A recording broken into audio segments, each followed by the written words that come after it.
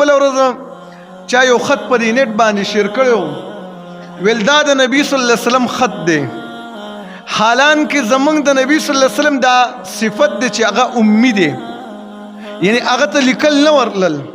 زمونږ پښتانه چې امی ورته ویو، د الله نبی صلی الله علیه وسلم امی دی، دا د نبی صلی الله علیه وسلم صفت و، خو زمونږ په باره کې دا صفت نه دی.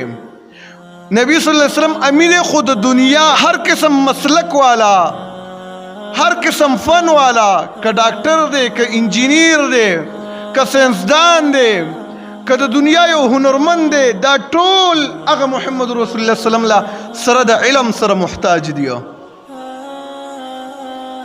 نو الله رب العالمین ول داسې یو علم ورکړی، خو نبی صلی الله علیه وسلم لیکل نشو کولی.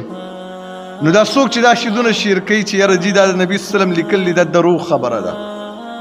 د الله د نبی صلی الله علیه وسلم ته لیکل نو یاد. کله چې صلح حدیبیه کې علی رضی الله عنه ولیکل محمد رسول الله، یعنی مشرکانو سره دا خبره چې لیکله چې دا خط د محمد رسول الله وسلم دی، یعنی دا غي سره معاهده ده. نو مشرکان ویل نه دا رسول الله به تنه وران کوي. علی رضی الله عنه ویل زه نه ورانوم.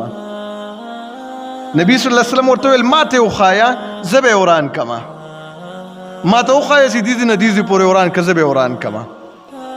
نو نبی صلی الله علیه وسلم چې په خط باندې پوهېدلی، علی رضی الله عنه ته به یې هسې ویل چې بیا ما ته وخایا.